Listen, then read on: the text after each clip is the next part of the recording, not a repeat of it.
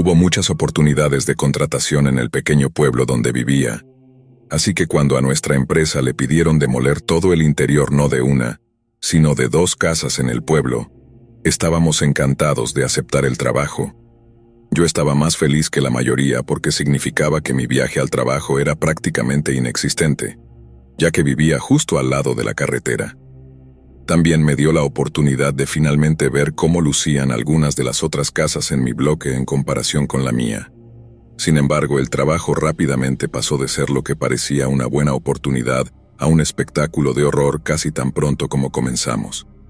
Fue nuestro primer día en el sitio, y mi jefe y yo estábamos haciendo una inspección por nosotros mismos para poder establecer un buen plan de flujo. Mientras recorríamos el primer piso y nos dirigíamos al segundo, mi jefe me detuvo y me preguntó si había escuchado algo. Le dije que no, pero él seguía mirando a su alrededor como si realmente hubiera escuchado algo. Después de 1 minuto, continuamos con nuestra inspección, y para cuando terminamos, mi jefe prácticamente estaba corriendo fuera de la casa. Le pregunté qué pasaba y él dijo que sentía como si algo estuviera mal en esa casa. Caminamos hasta la casa de al lado y comenzamos nuestra inspección de esa, pero por lo que pude ver, no había nada malo con esa propiedad. Al día siguiente llegué al sitio de trabajo y me sorprendió cuando uno de mis compañeros de trabajo dijo que íbamos a estar demoliendo la primera casa solos, mientras que nuestro jefe y algunos otros trabajadores trabajaban en la segunda casa. Supuse que era simplemente porque a nuestro jefe le pareció extraño cuando la revisamos y simplemente lo ignoré como algo sin importancia. Pero tan pronto como entré por la puerta principal, supe que algo no estaba bien. Era como si me costara respirar al principio, y aunque solo hacían 29 grados afuera, sentía que empezaba a sudar. Sacudí la sensación y me puse a trabajar porque necesitaba hacer el trabajo y ganar mi salario, pero cada par de minutos tenía que salir afuera para tomar aire fresco. El descanso para almorzar llegó, y fue agradable salir del edificio por un rato, pero una vez que terminó y volví a entrar en la casa, una sensación de temor me invadió. Finalmente decidí preguntarle a mi compañero de trabajo si se sentía raro cada vez que entrábamos en la casa, y esperaba que me mirara como si estuviera loco, pero sorprendentemente dijo que sentía como si algo lo estuviera observando. Hablamos 1 minuto sobre lo extraño que era que ambos sintiéramos que había algo mal con la casa, pero nuestra conversación se interrumpió cuando escuchamos un fuerte golpe arriba de nosotros. Ambos miramos hacia arriba, dándonos cuenta de que el ruido venía del segundo piso, y a regañadientes me ofrecí como voluntario para revisar. Subí las escaleras con mi masa como protección y lentamente me dirigí hacia la habitación que estaría justo encima de donde estábamos parados. Pero aparte de una mesita de noche polvorienta no había nada allí. Llamé diciendo que no había nadie allí, pero mientras miraba alrededor de la habitación, noté que había algunas escamas de pintura en el suelo cerca de una de las paredes. Miré hacia arriba y vi que en la pared había una pequeña abolladura, como si algo o alguien la hubiera golpeado. No puedo estar seguro de si ese fue el origen del ruido que escuchamos, pero en ese momento fue mi mejor suposición. Me acerqué a esa marca en la pared y mientras lo hacía, sentía que mi corazón empezaba a latir más rápido.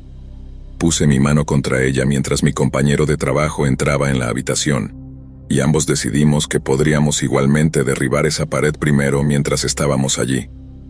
Tal vez abrir más la habitación la haría sentir menos espeluznante. Estábamos equivocados. Ambos golpeamos la pared unas cuantas veces con nuestros martillos, pero nos detuvimos cuando notamos un solo fragmento de algo caer al suelo, que definitivamente no era cartón yeso. Me acerqué, y antes de tocarlo, mi compañero de trabajo gritó a todo pulmón y prácticamente retrocedió señalando la pared. Me levanté y me quedé en shock al ver una pequeña porción de un esqueleto decrépito sentado en la pared. Los dos salimos corriendo de la casa lo más rápido que pudimos y llamamos a nuestro jefe seguido de las autoridades y les explicamos lo que habíamos encontrado. La policía vino y revisó la casa antes de decirnos que no podíamos terminar de demolerla hasta que tuvieran todo resuelto. Después de hablar con mi jefe una semana después, dijo que los oficiales encontraron 5 cuerpos diferentes escondidos en las paredes de la casa, y él jura que fueron la causa de esa presencia espeluznante que todos sentimos.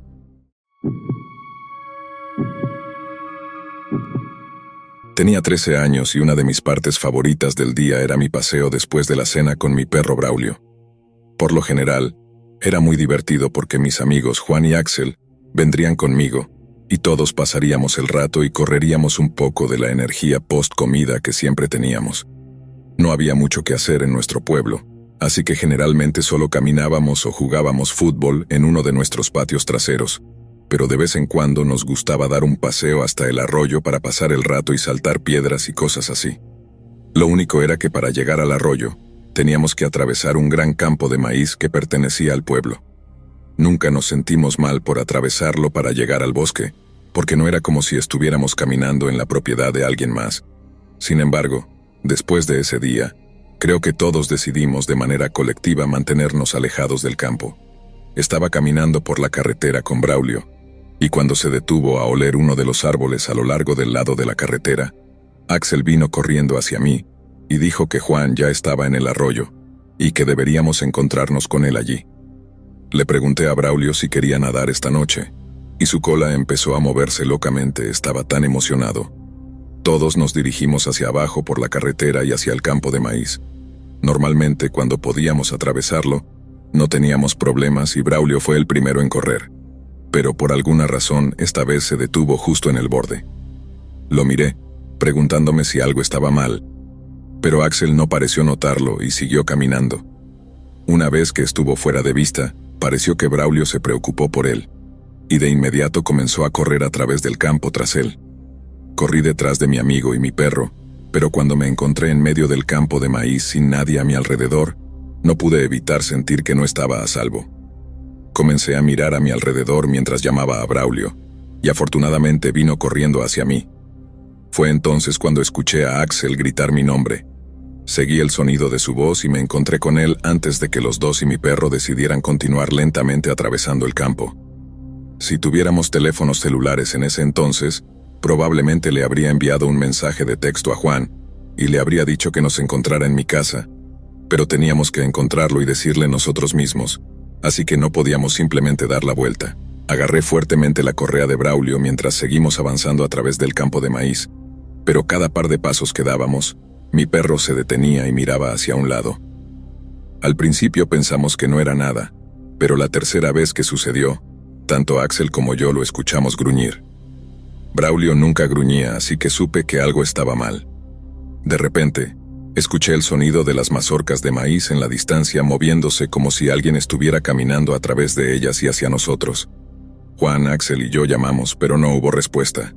El sonido de los movimientos de maíz comenzó a acelerarse como si la persona se estuviera moviendo más rápido. Fue entonces cuando decidimos que era más seguro salir del campo y luego pedir ayuda. Todos comenzamos a correr de regreso por donde vinimos, y Braulio siguió de cerca, pero a medida que nos movíamos, todavía podíamos escuchar el sonido de quién o lo que nos estaba persiguiendo. De repente mi perro se soltó de mí, y en ese momento no estaba sosteniendo su correa lo suficientemente fuerte, y se deslizó de mi mano. Llamé por él mientras seguía corriendo, pero para cuando salimos del campo no estaba en ninguna parte. Me di la vuelta y continué llamándolo, pero al principio todo lo que escuché como respuesta fue una serie de gruñidos y ladridos. «¡Braulio!», grité una vez más, y afortunadamente esta vez vino corriendo. Agarré su correa antes de que Axel y yo corriéramos a casa y le explicáramos lo que había pasado.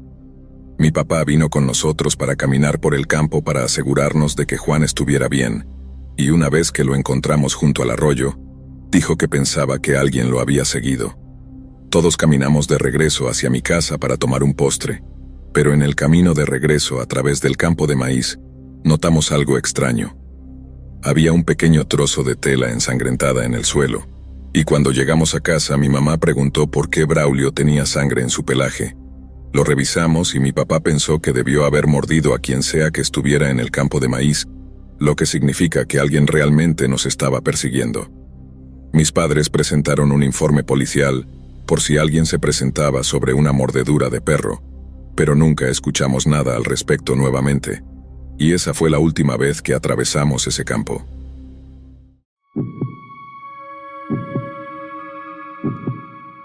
El centro de Nuevo México alberga un pequeño pueblo con un nombre bastante inusual.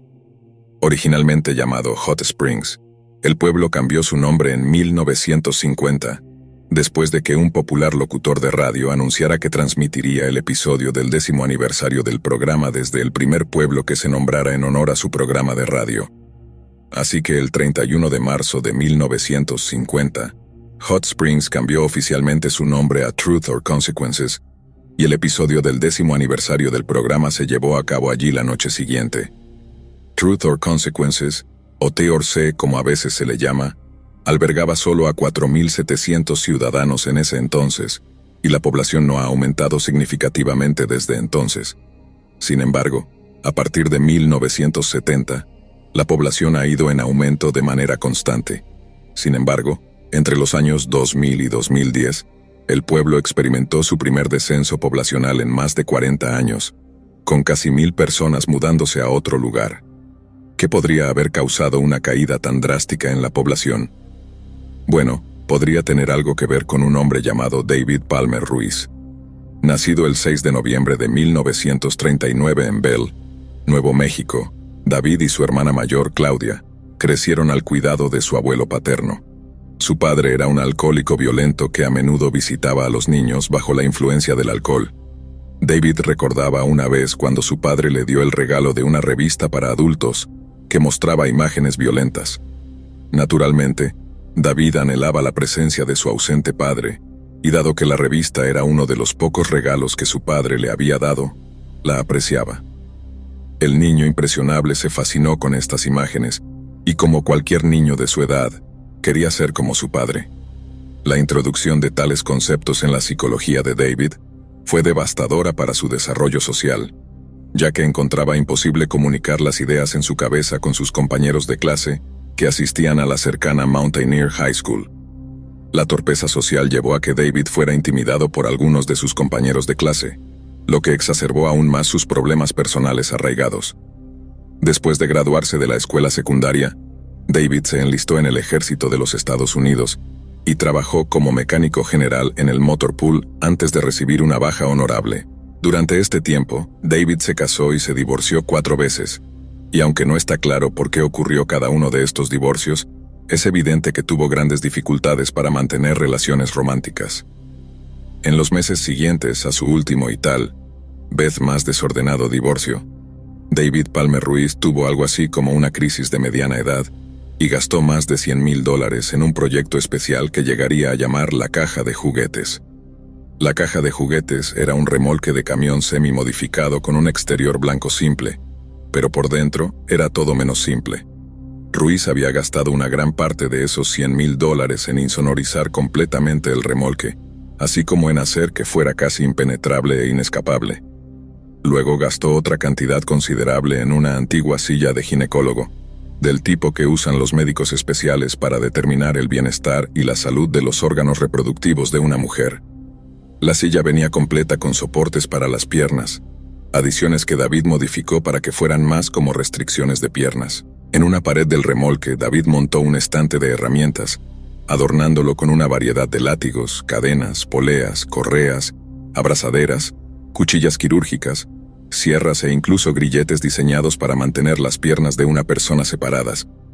David también equipó el remolque con una serie de dispositivos de tortura, incluido un generador portátil que usaba para la tortura con electrochoques y diagramas detallados que mostraban métodos y técnicas para infligir la máxima cantidad de dolor. Pero quizás lo más perturbador de todo sobre la caja de juguetes es el hecho de que David había convertido prácticamente todo el techo en un espejo gigante. No solo quería torturar y violar a sus víctimas durante horas, sino que también quería que pudieran verlo suceder. Desde 1957 hasta 1999, se dice que David Palmer Ruiz secuestró, torturó y mató a hasta 60 mujeres y niñas diferentes, casi todas ellas residentes del condado de Sierra en Nuevo México. Las cosas que les hizo son francamente innombrables, y se sospecha que muchas de sus víctimas simplemente fallecieron como resultado de la brutal tortura mucho antes de que Ruiz tuviera la intención de matarlas. Confesó haber soltado perros sobre sus víctimas, drogarlas con cócteles de sedantes y alucinógenos para aumentar su terror, y luego someterlas a días de dolor y violación. Cuando se aburría de su presa, David inyectaba a sus víctimas una combinación de pentotal sódico y fenobarbital, un cóctel amnésico diseñado para básicamente borrar sus recuerdos, y luego las llevaba a las montañas y las dejaba en el desierto antes de pasar a planear su próximo secuestro. Según David, hizo esto una y otra vez utilizando un modus operandi simple pero efectivo de visitar un bar cercano para drogar las bebidas de sus víctimas o hacerse pasar por un oficial de policía para arrestarlas falsamente. Esto funcionó una y otra vez. Y si su confesión es creíble, David Palmer Ruiz es probablemente el delincuente serial más prolífico en la historia de los Estados Unidos. Pero su reinado de terror se derrumbó cuando se encontró con una víctima que resultó ser mucho más resistente que la mayoría de las demás. Su nombre es Cynthia Vigil, y en marzo de 1999, Cynthia fue abordada por David en el estacionamiento del Blue Water Saloon, en la cercana ciudad de Elephant Butte. No estoy insinuando nada sobre Cynthia o las elecciones de su pasado, pero es muy probable que ella haya dicho que sí, cuando David le preguntó si dormiría con él por dinero, ya que no luchó ni se quejó cuando él anunció que era un oficial de policía encubierto y que estaba bajo arresto por solicitar ser una acompañante. David luego llevó a Cynthia al asiento trasero de su automóvil, donde ella debe haber asumido que él la llevaría a una comisaría de policía cercana. Entonces solo podemos imaginar su horror cuando se dio cuenta de que la estaban llevando a Truth or Consequences y a la caja de juguetes que estaba oculta a simple vista. Si Cynthia no comenzó a resistirse cuando vio el remolque, seguramente se asustó cuando puso sus ojos en los horrores que había dentro. Luego, ya sea usando algún tipo de sedante o por la fuerza bruta, Ruiz dejó inconsciente a Cynthia y comenzó a trabajar en atarla a la silla ginecológica modificada. Cuando Cynthia se despertó, escuchó el sonido de un grabador de cintas, reproduciendo un mensaje pregrabado. Era la voz de David Palmer Ruiz. «Hola, ¿estás cómoda ahora? Tengo tus muñecas y tobillos encadenados, amordazada, vendada, desorientada y asustada también, imagino. Perfectamente normal bajo las circunstancias. Pero por un tiempo al menos necesitas reunirte y escuchar esta cinta. Te voy a contar en detalle por qué te han secuestrado y qué te va a pasar. ¿Y cuánto tiempo estarás aquí?». El mensaje continuó, describiendo en detalle las horribles circunstancias en las que Cynthia se encontraba, cómo sería utilizada como esclava y sometida a torturas físicas y psicológicas. Ruiz incluso le explicó su método de hipnosis y lavado de cerebro para que no recordara nada de su experiencia después. Cynthia fue sometida a 3 días de tortura inimaginable antes de que, por un breve momento de descuido de su captor, tuviera la oportunidad de escapar. En un acto de valentía increíble, Cynthia logró liberarse y escapar, matando a una de sus captores en el proceso. Su valiente escape finalmente llevó al fin de la ola de terror de David Palmer Ruiz, y él y sus cómplices fueron arrestados y condenados. Sin embargo, su historia dejó cicatrices indelebles en las vidas de muchas personas, incluida Cynthia, quien nunca se recuperó por completo de su horrible experiencia. El juicio de David Palmer Ruiz fue largo y tumultuoso, pero en 2001 aceptó un acuerdo de culpabilidad y fue condenado a 224 años de prisión por el secuestro y tortura de 3 mujeres jóvenes, incluidas Cynthia y Karen. Jessica Ruiz, la hija de David, también fue juzgada por cargos de secuestro y finalmente condenada a 2 años y medio de prisión. Cynthia, a pesar de su valiente escape, llevó consigo las cicatrices físicas y emocionales de su terrible experiencia, pero su coraje permitió poner fin a la atrocidad de David Palmer Ruiz y sus cómplices.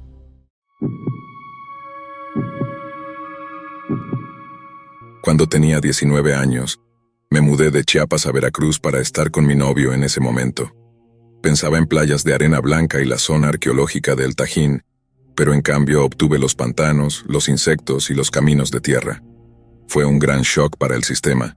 Vivíamos en el pequeño y apestoso pueblo llamado Alvarado, justo afuera de Veracruz. Era muy pequeño, solo tenía un semáforo y 4 tiendas: Bodega Aurrerá, La Tiendita, Farmacias Guadalajara y Tacos El Paisa. De todos modos, conseguí un trabajo en el ahora extinto restaurante en el centro del pueblo, al lado de la tienda de comestibles, así que todo el mundo comía allí. Después de unos 3 meses trabajando allí, entré un día para comenzar mi turno cuando el gerente me llevó a su oficina. Extendidas sobre su escritorio había unas 30 o 40 cartas abiertas, todas dirigidas a mano a mí. ¿Conoces a esta persona?, me preguntó el gerente. Yo dije que no y él me dijo que leyera una, así que lo hice. Dentro había 2 cartas escritas a mano y un recorte de revista de una mujer con cabello rubio largo, igual que yo. Mientras el gerente me observaba con atención, leí la carta y salté mucho de un lado a otro en confusión, tratando desesperadamente de entender por qué estaba en la oficina del gerente. Por lo que leí, en su mayoría era alguien imaginando cómo sería pasar tiempo conmigo, y muchas de las cosas eran de naturaleza sexual. Había descripciones y comentarios sobre mi cabello, lavándolo, oliéndolo y algo sobre la luz de la luna. Mi primer pensamiento fue, ¿me están despidiendo? Pero entonces mi gerente dijo, ¿conoces a Marcio Elrod? Yo dije que sí, creo que sí. Era un tipo alto y flaco con lentes gruesos y cabello rubio oscuro y crespo. Un cliente habitual que venía un par de veces por semana a comprar Coca-Cola Light y medicamentos para su mamá. Tenía unos 20 y pico de años y obviamente tenía problemas sociales o mentales. En raras ocasiones hacía pequeñas conversaciones mientras yo registraba alguna soda. 1 o 2 veces se quedaba en mi caja registradora o me miraba fijamente, pero pensé que solo estaba tratando de ajustar sus ojos o tenía malas señales sociales. Era inofensivo en comparación con algunas de las otras personas que había conocido en Veracruz, así que no le presté atención hasta ese día en la oficina del VIPS. Sabía que él había escrito las cartas debido a un extraño encuentro 2 semanas antes. Mientras trabajaba, se acercó por detrás y acarició mi cabello. Tuve que quitarlo de sus manos y se disculpó. Fue extraño, pero no pasó nada grave, así que volví a trabajar. Después de contarle esto a mi gerente, me informó que el cliente iba a ser expulsado de la tienda y que a mí me mandaban a casa mientras resolvían los detalles. No tenía ni idea de lo que eso significaba, así que confundida, salí de la tienda y conduje a casa. 2 horas después de haber llegado a casa del trabajo, llamaron a mi puerta. Miré por la ventana y no podía creer lo que veían mis ojos. Vi a hombres con equipo táctico y grandes armas, 2 hombres vestidos con trajes y varios policías uniformados en lo que parecía ser cámara lenta en ese momento. Abrí la puerta. Una oficial sostenía unas cartas extrañamente familiares. ¿Podemos entrar y hablar contigo sobre estas? Al darme cuenta de que todo el pueblo había leído las cartas, quise desmayarme. Ni siquiera conozco al tipo. Nos sentamos en mi sofá y ella comenzó a hablar. La oficial mencionó haber recibido las cartas de VIPS e intentaba emitir un aviso de prohibición. Los oficiales lo confrontaron en su residencia e intentaron hacer cumplir la orden de prohibición de la tienda de discos. Aparentemente, él no estaba contento con esto. Insistió durante más de 45 minutos en que todo esto era un gran error y que yo quería hablar con él. Estaba tan combativo y persistente que decidieron perseguir cargos por acoso, y escuchar eso me tomó completamente por sorpresa. Continuó. Necesitas saber que Marcio mató y desmembró parcialmente a su madre cuando tenía 12 años. Fue liberado de una instalación psiquiátrica juvenil hace menos de 4 años. Encontramos materiales perturbadores en su casa. Creemos que te ha estado acosando. Mi mente seguía divagando y entonces lo entendí. La Coca-Cola Light era la bebida favorita de mi mamá. Marcio fue arrestado al día siguiente por acoso después de que lo encontraron en el estacionamiento de VIPS, pero la última noticia oficial fue que volvió al hospital psiquiátrico, al menos temporalmente.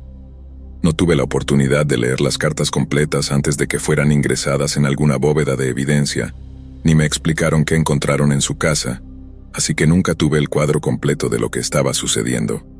Mi novio en ese momento fue un gran idiota en toda la situación, así que me mudé de regreso a Chiapas una semana después.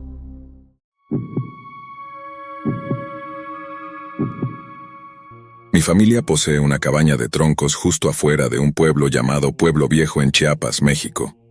Es un poco como un legado familiar del que nos resistimos a deshacernos, ya que es de donde nuestra familia se origina, y creo que otra razón por la que no la hemos vendido es que hay una historia muy interesante adjunta a este lugar. Bueno, interesante para el observador neutral, pero debe haber sido bastante aterrador para mi abuela, quien fue la que realmente vivió esa experiencia. Es el verano de 1998, 2 años antes de que yo naciera, y mi abuela está en la cabaña sola. Mi abuelo falleció antes de que yo naciera, pero casi todos los veranos estaban juntos. Mis abuelos iban a esa cabaña y simplemente pasaban 2 semanas sin nadie más que las ardillas como compañía. Después de que mi abuelo falleció, ella continuó con la tradición como una forma de lidiar con el duelo, Y así es como se encontró allí sola en junio o julio de 1998. Ahora, ella no tenía televisión allí, pero tenía una vieja radio en la que solía escuchar sus viejas obras de radio en alguna estación ya desaparecida. La estación, como la mayoría de las demás, solía hacer pequeños cortes para los boletines de noticias, y un día escucha acerca de unas bombas que habían estallado en Georgia y Alabama. La policía tenía un sospechoso al que querían interrogar, pero se escapó y posiblemente se estaba escondiendo en las colinas de su estado natal, Chiapas. El tipo de las noticias luego da una breve descripción del sospechoso, que era, no sé, de estatura media, cabello oscuro, ojos claros y dice que el nombre del tipo es Ernesto Rubertino. Mi abuela solía decir que el nombre se le quedó en la cabeza principalmente por la canción navideña sobre el reno, y se encontró tarareando la canción, aunque es mala suerte en medio del verano. De todos modos, pasan unas horas, el sol se pone y mi abuela está simplemente relajándose en la cabaña, haciendo lo que hacen las abuelas. Entonces, de repente, alguien llama a la puerta. Mi abuela no esperaba a nadie, y los únicos vecinos que tenía estaban como a unos 2 kilómetros de distancia, así que con comprensible aprensión, se levanta y camina hacia la puerta principal de la cabaña. Al abrirla, ve a un tipo de estatura media, usando una gorra de béisbol con ojos claros y bigote oscuro. Mi abuela, siendo el alma amable que era, le desea buenas noches y le pregunta qué puede hacer por él. «Buenas noches, señora», dice él. «Lamento molestarla, pero necesito pedirle un pequeño favor». Continúa pidiéndole a mi abuela si tiene algo de comida que pueda darle. Su historia era que también tenía una cabaña en la zona y había venido a visitar su propiedad solo porque salió después del trabajo y olvidó comprar alimentos para su cabaña. Terminó sin comida para la noche. La forma en que mi abuela lo cuenta es que el tipo fue tan malditamente educado con ella que simplemente por instinto lo invitó a entrar sin realmente pensarlo mucho.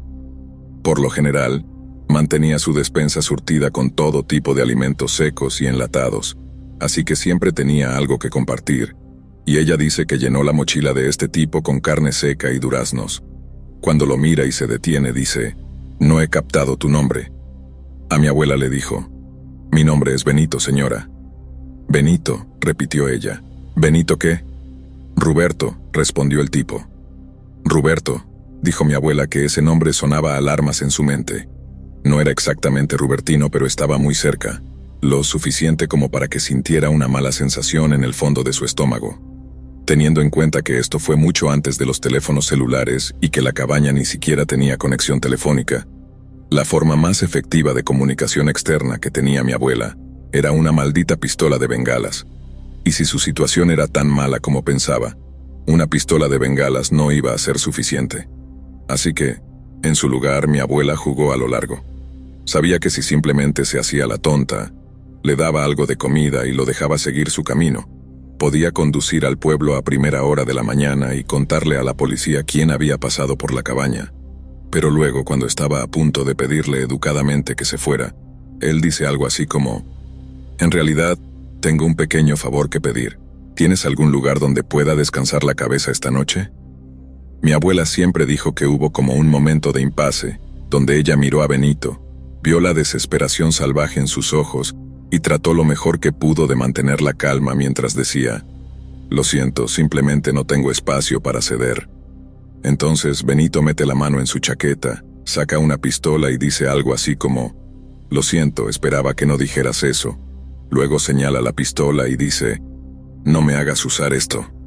Y para aquellos de ustedes que no lo hayan descubierto aún, el tipo en su puerta no era Benito Ruberto ni el nombre falso que le había dado. El hombre en su cabaña era Ernesto Rubertino, el mismo terrorista de los Juegos Olímpicos. Mi abuela dijo que fue una de las experiencias más aterradoras de su vida, pero no por las razones que podrías pensar. Verás, ella decía que nunca tuvo miedo de morir. Tenía unos 75 años en ese momento, y creo que había resuelto las cosas con Dios mucho antes. En cambio, ella dijo que lo aterrador fue lo extrañamente normal que era este tipo. Incluso después de que se quitó la máscara metafórica, el tipo siguió siendo educado y cordial con mi abuela e incluso se ofreció a ayudar con las tareas y cosas así por la mañana. Obviamente, Ella le dijo que era más que capaz de cuidarse a sí misma y definitivamente no quería que la AFI pensara que estaba de acuerdo con que se quedara allí esa noche. Pero aún así, no era nada parecido al maníaco desquiciado que ella había imaginado después de escuchar el informe de noticias. Mi abuela solía decir que la única vez que realmente dio una pista de quién era o qué había hecho fue cuando dijeron la gracia antes de cenar. Nunca podía recordar exactamente qué dijo, solo que era algo sobre cómo los justos prevalecerán. Este era un tipo que acababa de intentar matar literalmente a cientos de personas en una serie de horribles ataques con bombas, así que puedo entender por qué escucharlo básicamente, refiriéndose a sí mismo como justo realmente la asustó. Oye, me asusta solo pensar en tener que cenar con él, no creo que podría dar un bocado. Así que puede que no te sorprenda escuchar que mi abuela apenas tocó su comida. Tampoco durmió mucho esa noche. Tomó la cama mientras que Ernesto aparentemente tomó el suelo y todo el tiempo esperaba escuchar de repente las aspas de un helicóptero cuando un foco montado en el chopper iluminara la casa como si fuera Broadway. Pero no. Ningún tipo de la AFI apareció y ella dice que finalmente se quedó dormida porque de repente era de día afuera y Ernesto no estaba por ningún lado. Dijo que estaba tan exhausta por toda esa experiencia que por un segundo anduvo por la cabaña como pensando, ¿soñé eso? Y luego encuentra una nota en la encimera, una escrita a lápiz que simplemente decía, gracias, que Dios la bendiga, y ella supo que realmente había sucedido. Sé que esta no es tu típica historia de miedo porque a pesar de tener que compartir su cabaña con un monstruo verificado, no creo que mi abuela estuviera en peligro real. Tal vez si tratara de llamar a la policía o algo así, tal vez si lo provocara, entonces tal vez realmente la lastimaría. Pero ella era mayor, no era una amenaza real para él, y él sabía muy bien que la cabaña no tenía línea telefónica ni nada parecido, o no habría aparecido allí en primer lugar. Ella misma incluso lo dijo, no tenía miedo de morir y simplemente sabía que él no estaba a punto de lastimarla. Pero como a ella, lo que me asusta a mí y a mi hermana sobre el encuentro cercano de mi abuela es lo normal que parecía el tipo. Nos gusta imaginar que los terroristas y personas como ellos son estos monstruos viles y malvados sin alma, que simplemente se pudren en su propio odio todo el día. Tal vez eso sea cierto para algunos de ellos, pero la idea de que los más malvados de nosotros son como nosotros, eso es lo que realmente me asusta.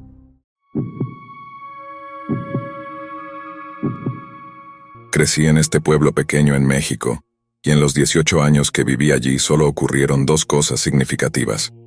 La primera, y quizás la mejor, es que nací. Sé que todos ustedes son muy bienvenidos, pero la segunda y tal vez la peor cosa que haya sucedido en nuestro pueblo fue cuando Kevin Mendoza incendió su garaje. O más bien, tal vez lo que Kevin hizo constituyó lo peor que nunca le sucedió a nuestro pueblo. Y si eso no tiene sentido, aguántame un momento. Todo quedará claro en el transcurso de los próximos párrafos. Así que era una noche de domingo y estaba en mi primer año de secundaria en ese momento, así que aún estaba en esa edad en la que yo y mis amigos salíamos en nuestras bicicletas por la tarde, ya saben. Diversión pura y sana. Estábamos andando cuando vimos a otro chico de nuestra clase andando por la calle a toda velocidad. Nos detuvimos para saludar y entre jadeos el chico nos dijo, «Dios mío, chicos, el garaje de los Mendoza está en llamas, vengan a ver». Entonces nos lanzamos calle abajo a toda velocidad, siguiendo al chico de nuestra clase hasta que nos encontramos con este infernal furioso que solía ser el garaje de la familia Mendoza. Pero justo cuando llegamos allí, inmediatamente nos dijeron que nos mantuviéramos alejados por los policías y bomberos en la escena. Pensamos que ya estábamos a una distancia segura, así que estábamos un poco confundidos, pero hicimos lo que nos dijeron. Solo entonces empezamos a escuchar todos estos estallidos y golpes que venían del garaje, y los bomberos que intentaban apagar las llamas de repente salieron corriendo a refugiarse. No tenía idea de qué estaba causando esos pequeños estallidos, pero si estaba asustando a los policías y bomberos, entonces pensé que yo también debería estar asustado. De hecho, pensé que la casa de los Mendoza iba a explotar o algo así. Y así lo pensaron mis amigos y no tuvimos problema en salir de allí rápidamente, montarnos en nuestras bicicletas y contarles a nuestros padres al llegar a casa. A la mañana siguiente, en la escuela, todos los niños estaban hablando del incendio, principalmente porque Kevin Mendoza no había aparecido en ninguna de sus clases. Algunos niños estaban difundiendo rumores diciendo que habían visto a los paramédicos cargándolo en una ambulancia, y que estaba tan gravemente quemado que solo era un montón de cenizas humeantes. Otros decían que él y sus padres se habían ido a vivir con parientes ya que el incendio había dejado su casa prácticamente inhabitable, lo cual es la historia que yo creía porque pensé que habría confirmación real si alguien hubiera muerto. Pero entonces, a la mañana siguiente hubo confirmación. Los informes de noticias decían que los bomberos habían recuperado un cuerpo del garaje incendiado, mientras que los miembros sobrevivientes de la familia se quedaban con parientes y habían pedido a los medios que les dieran espacio. Entonces el martes supimos que alguien había muerto, pero no teníamos idea exactamente quién. Los Mendoza tenían 3 generaciones viviendo en esa casa, y Kevin era uno de los 4 hijos. Comenzaron a surgir muchos más rumores y fue solo al día siguiente, cuando nuestro director de la escuela nos llamó a todos para una asamblea especial, que realmente obtuvimos respuestas concretas. Recuerdo a toda la escuela entrando al gimnasio donde el sheriff del condado y un puñado de diputados estaban todos parados frente a las gradas, cada uno con una expresión muy seria en sus rostros. Una vez que estábamos todos sentados, el director abrió diciendo que el sheriff del condado tenía algo importante que decirnos, y cuando se adelantó y se quitó el sombrero, juro que se podría haber escuchado caer un alfiler. Sabíamos que iba a hacer algo sobre la familia Mendoza, pero exactamente qué era habría jurado que nunca lo hubiera adivinado en 1.000.000 de años. No voy a pretender que puedo recordar lo que dijo palabra por palabra. Todo esto sucedió hace casi 20 años, pero esta es básicamente la idea, chicos. Todos han oído hablar del incendio en la casa de los Mendoza, y estoy seguro de que todos han oído hablar de la trágica pérdida de vidas. Bueno, lamento tener que ser el que les diga esto, pero su compañero de clase Kevin fue quien falleció. Hubo una especie de jadeo colectivo en el gimnasio y el sheriff pausó por un segundo antes de continuar. Todavía estamos tratando de averiguar cómo comenzó el incendio, así que invitamos a cualquiera que tenga alguna información sobre Kevin a que se presente. No tienen que hacerlo ahora. Pueden llamar a mi oficina cuando quieran, y podemos tener una conversación más discreta. Por favor, si tienen algo que contarnos sobre algún comportamiento extraño o inusual de Kevin en los días previos al incendio, les ruego que se presenten. Esa fue la primera pista que tuvimos de que algo estaba realmente mal. Supongo que querían manejar todo con guantes de seda, y puedo entender completamente por qué podrían querer protegernos de lo que ya sabían. La reacción inicial fue de total shock y dolor. Los niños estaban horrorizados de que uno de los suyos hubiera muerto de esa manera tan horrible. Pero si los policías nos hubieran contado lo que realmente encontraron allí dentro, no creo que la gente hubiera estado tan triste, más bien enojada. Tomó 2 días más para que la verdad saliera a la luz y para ese momento, el pueblo había decidido delegar la responsabilidad a nuestros padres. Hubo una reunión del pueblo. Recuerdo eso porque mis padres me pidieron que hiciera mis tareas antes de que regresaran, y todo lo que hicieron fue jugar Tetris durante como 2 horas cuando llegaron a casa. Pensé que estarían enojados de que ni siquiera había hecho una mella en ninguna de las cosas que tenía que hacer, pero no estaban enojados. Tenían estas expresiones extrañas, tristes pero intensas en sus rostros, exactamente las mismas que tenían cuando mi abuelo murió repentinamente. Me sentaron en la sala de televisión y me preguntaron cuánto conocía a Kevin. Les digo que no mucho, que tenía clases de español con él pero que nunca hablábamos. Luego comenzaron a hacerme un montón de otras preguntas, si Kevin se enojaba conmigo, si me gustaba, cosas así. Al final, les dije directamente que era obvio que sabían algo sobre Kevin, y que preferiría que me lo dijeran a mí, que si era él quien se había quitado la vida o algo así, porque yo era lo suficientemente grande como para manejar la verdad. Resulta que no era lo suficientemente grande como para manejar la verdad. Kevin no se había quitado la vida, se había volado accidentalmente tratando de hacer una bomba. Aparentemente, quería probar su método haciendo un modelo de prueba, pero mientras lo estaba armando de alguna manera lo detonó y hizo suficiente ruido como para matarlo antes de prenderle fuego a su garaje. Al principio parecía que podría haber sido solo un piromaníaco, ya sabes, como un piromaníaco, y estaba jugando con algún acelerante o algo así. Por eso tomó unos días para que los policías estuvieran seguros de lo que había sucedido. Tuvieron que revisar el garaje quemado y revisar las cosas de Kevin para tratar de entender por qué lo hizo. Los policías encontraron entonces un diario que Kevin había estado escribiendo, uno donde básicamente había planeado su plan para construir una bomba, y ponerla bajo la iglesia un domingo por la mañana mientras estaba llena de familias. Los policías no dirían exactamente de qué consistía el resto del diario, solo que era lectura altamente perturbadora y que había varias referencias a la masacre de Columbine del año anterior. Mamá estaba llorando al final de la charla y papá estaba más conmocionado de lo que lo había visto jamás. Ese chico quería matar a casi todo el pueblo, y déjenme decirles que si hubiera atacado a la iglesia alrededor del próximo servicio del Día de los Veteranos, habría matado al 90% de las personas en nuestro pueblo en una sola explosión ardiente. Y lo más consciente que obtuve de una explicación fue que el chico quería lastimar a la gente o que no estaba bien. Realmente nadie acosaba al chico o le daba problemas. Solo estaba loco, supongo. Pero también agradezco a Dios que no fuera más inteligente y que no le gustara investigar un poco más o tener un poco más de cuidado, porque si lo hubiera hecho, podría haber borrado nuestro pueblo entero del mapa.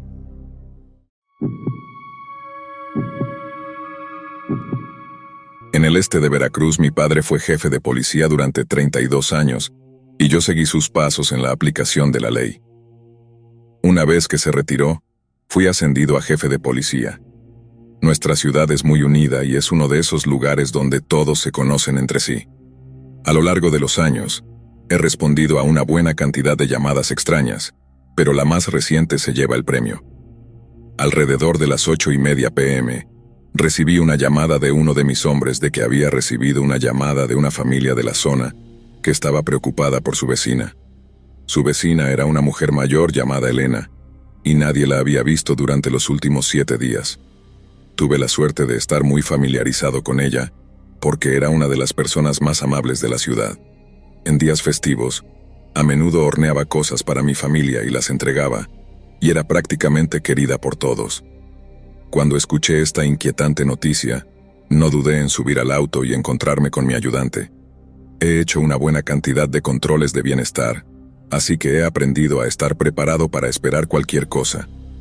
A menudo, es solo una falsa alarma de algún tipo, como alguien de vacaciones, pero otras veces podría ser mucho más perturbador. Dado el hecho de que Elena tenía 76 años, traté de prepararme lo mejor posible para lo peor. Siempre me aseguro de enviar a 2 hombres, ya que cualquier cosa puede suceder. Llegué a la casa de Elena unos 10 minutos después. El auto del suboficial estaba estacionado en el lado del camino de tierra, así que me estacioné justo detrás de él. A primera vista fue evidente por qué nos llamaron. El pasto estaba crecido, el buzón estaba lleno, y la casa se veía oscura desde el interior. Sin embargo, su Chevrolet Trailblazer azul estaba estacionado en el camino de entrada. Esto no era motivo inmediato de preocupación porque solo lo conduciría 1 o 2 veces por semana para comprar comestibles en la ciudad o, ocasionalmente, ir a un club de póker.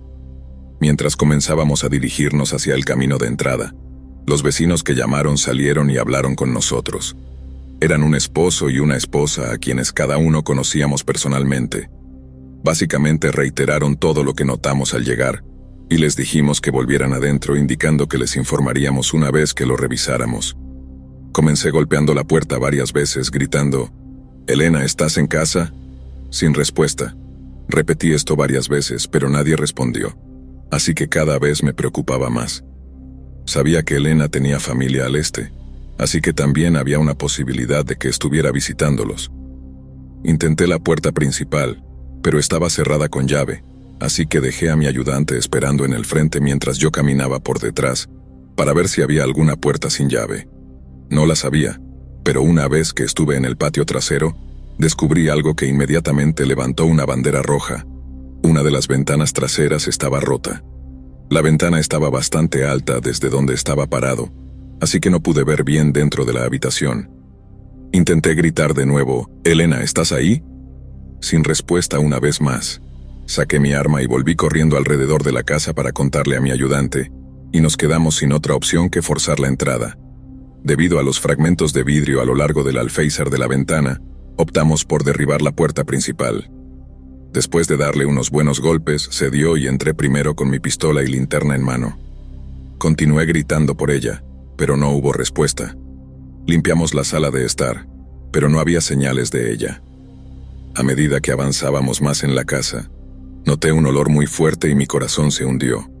Entré en la cocina donde el olor era más fuerte, y lo que encontré trajo un poco de alivio.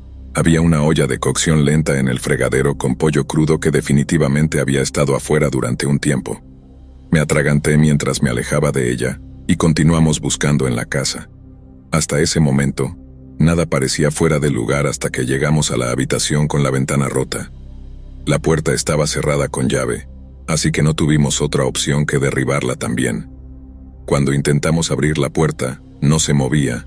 En su lugar, la puerta misma se hundió en el medio, pero aún no se abría.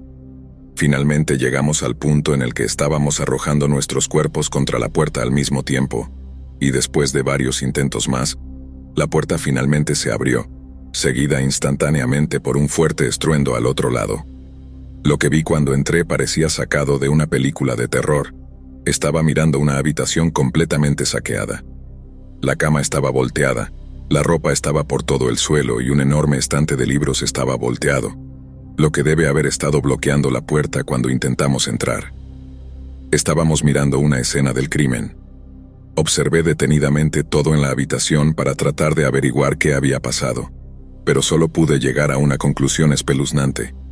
Parecía que el estante de libros se había empujado frente a la puerta de la habitación para formar una barricada, pero aparte de eso, solo podía adivinar. Terminamos de buscar en el resto de la casa, pero no había señales de Elena ni de nada más. Llamé a los forenses y los hice venir de inmediato, pero toda la casa estaba limpia. No había huellas dactilares excepto las de Elena. Todas las puertas que conducían fuera de la casa estaban cerradas con llave, así que era evidente que alguien había entrado por la ventana, donde Elena de alguna manera logró hacer eso ella misma, y salió por la ventana en pánico. De cualquier manera, definitivamente sucedió algo en su casa, pero ninguno de nosotros sabe qué. No puedo imaginar que alguien alguna vez haya tenido un problema con Elena, dado que ha sido una de las personas más amables y atentas que esta ciudad haya tenido. No hemos recibido ninguna pista, y su familia quedó sorprendida al escuchar la noticia. Aunque las cosas no pintan bien, todavía estoy tratando de mantener la esperanza. Quizás escuchemos de ella pronto y descubriremos qué pasó. Pero mientras tanto, solo espero que haya escapado de lo que sea que haya sido.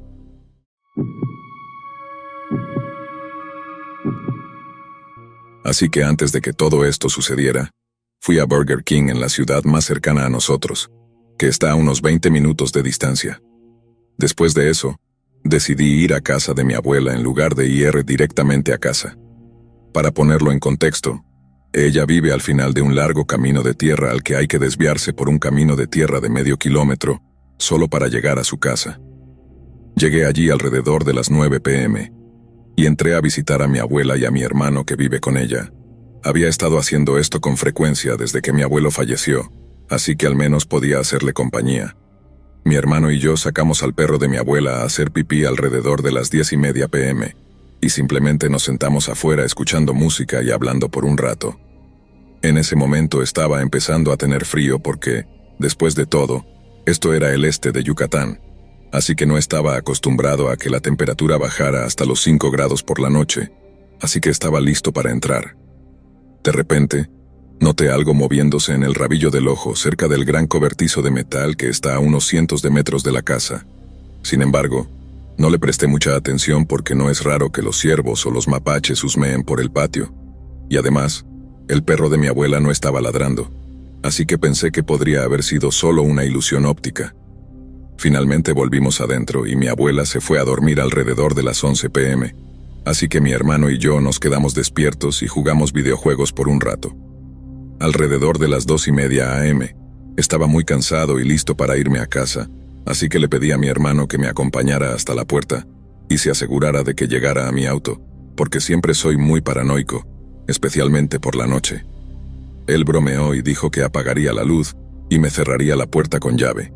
Y me asusté y le rogué que me acompañara al auto, a lo que finalmente accedió.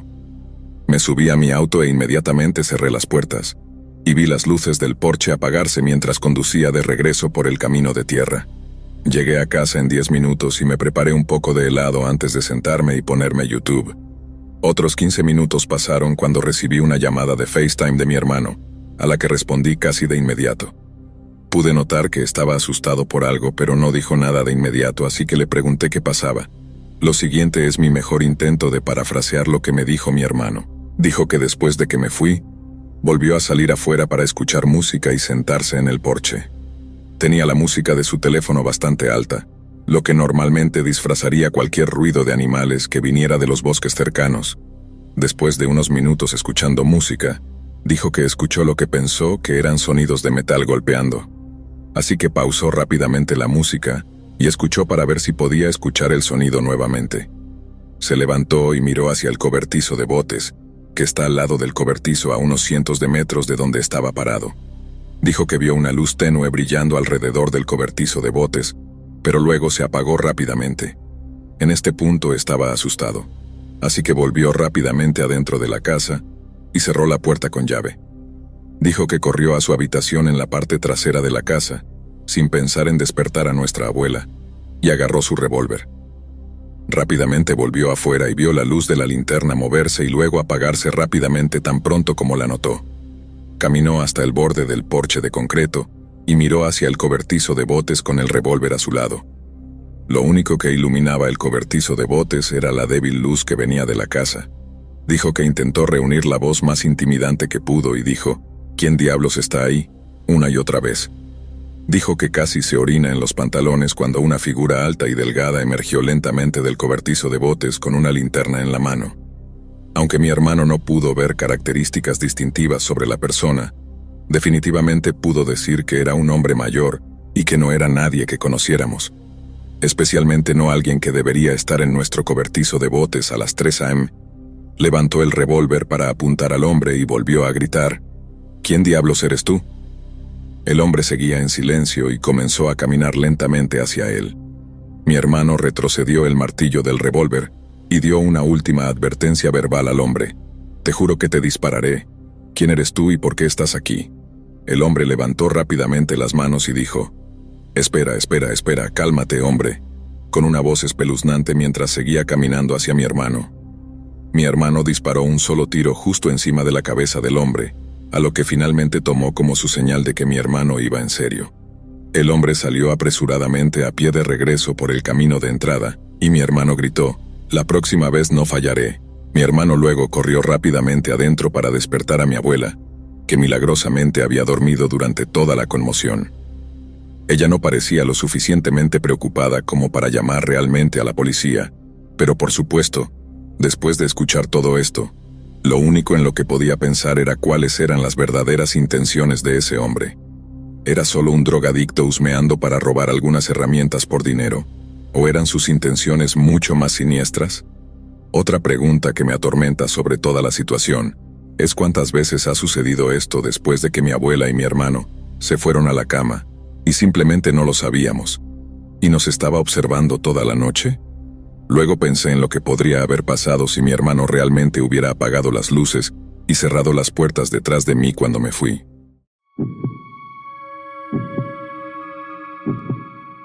Lo que estoy a punto de contarte es el secreto más oscuro que conozco.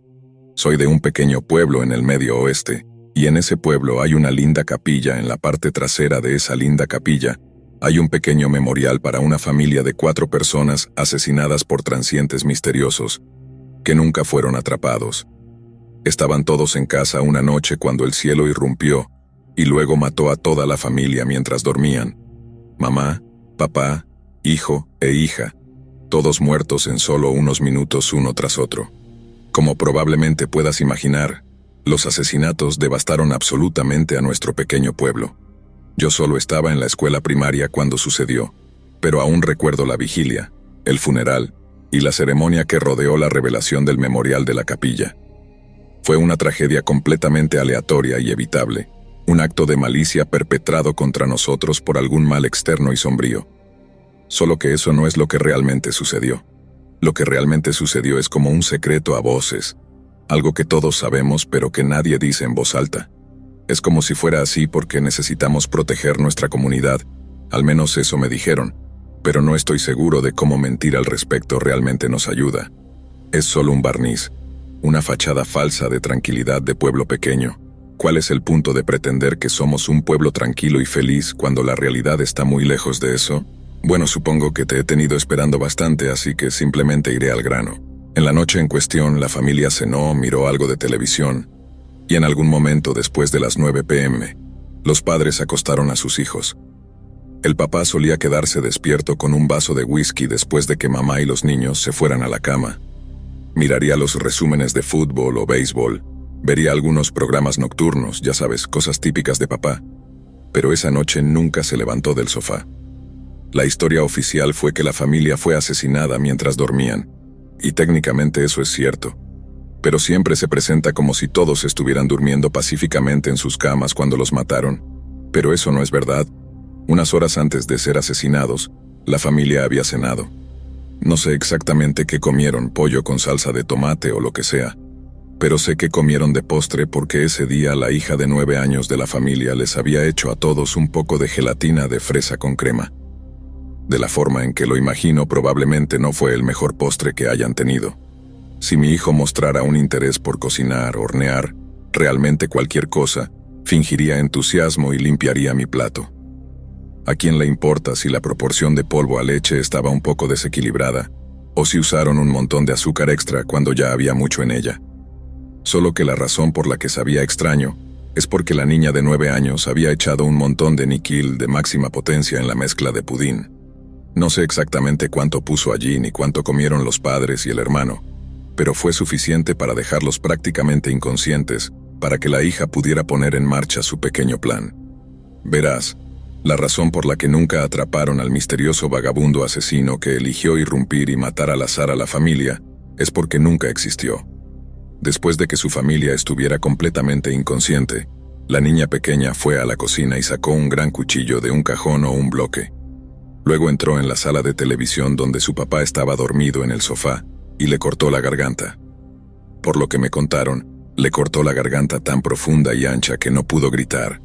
Todo lo que pudo hacer fue llevar las manos a la herida y preguntarse por qué, pero habría muerto en cuestión de minutos después de eso.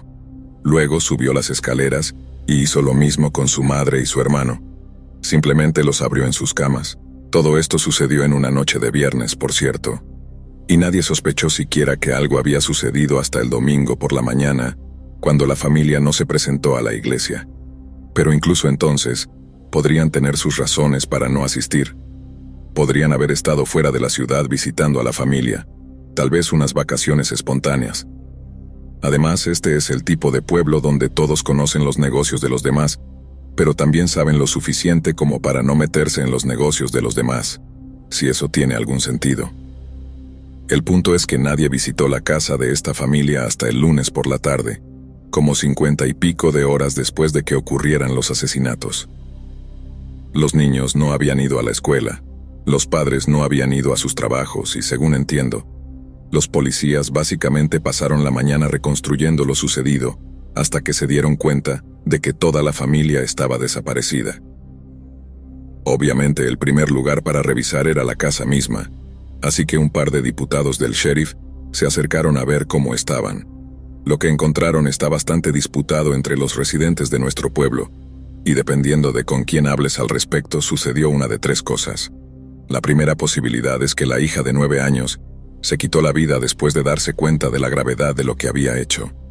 Después de eso, todo el asunto se encubrió solo para evitar toda la dolorosa atención mediática que un caso así podría recibir. Esa es la explicación más simple, y sé que la navaja de Occam nos dice que esa es la que deberíamos creer, pero no es lo que creo que sucedió. Entiendo por qué la gente podría querer encubrirlo. Que algo terrible como eso se diera a conocer en las noticias destrozaría a un pueblo pequeño como el nuestro. Pero los crímenes terribles como ese suceden mucho más de lo que nos gustaría reconocer, y las noticias siempre salen a la luz. Entonces, ¿qué fue tan terrible acerca de esos asesinatos, aún peor de lo que ya eran, que hizo que la gente realmente guardara silencio al respecto? Quiero decir, incluso peor que los crímenes ya eran, ¿qué hizo que la gente realmente guardara silencio al respecto? Esa es la pregunta que me hago. Bueno, supongo que me he extendido bastante sobre lo que realmente sucedió, así que simplemente iré al grano. Las 2 teorías alternativas de lo que pudo haber sucedido son bastante inquietantes, y dependiendo de a quién le preguntes, una de ellas es lo que realmente sucedió. La primera teoría alternativa es que, Cuando los policías entraron, la niña hizo como si fuera la única sobreviviente y engañó a los policías para que se acercaran a ella. Luego intentó atacarlos. Los policías intentaron detenerla de manera segura, pero ella tenía el mismo cuchillo que había usado para matar a sus padres y, en el caos, uno de ellos simplemente la disparó. Definitivamente, es la teoría menos inflamatoria de las dos, pero no es la que más sentido me hace. Compro un novato ansioso por disparar que simplemente vio el cuchillo y optó por la autodefensa, pero no puedo creer que no pudieran contener a una niña de 9 años. En serio, no conozco a nadie que promueva esa teoría que estuviera en cualquier lugar cerca de la casa de la familia para poder escuchar algún disparo. Y novato con gatillo fácil o no, me rehúso a creer que no llamarían a los servicios de emergencia después de haberle disparado a una niña de 9 años. Una vez que los paramédicos del condado están involucrados, la posibilidad de encubrimiento se ha ido para siempre porque hay un montón de papeleo involucrado. Y luego está la segunda teoría alternativa, la que no implica disparos, la que involucra un horror aún mayor. Según algunos, la niña de 9 años murió después de intentar comer el cuerpo de su padre muerto. Murió porque intentar comer a su propio papá la enfermó, lo suficientemente enferma como para no poder retener nada, ni siquiera agua. No soy médico, así que no puedo decir exactamente cómo eso la habría matado.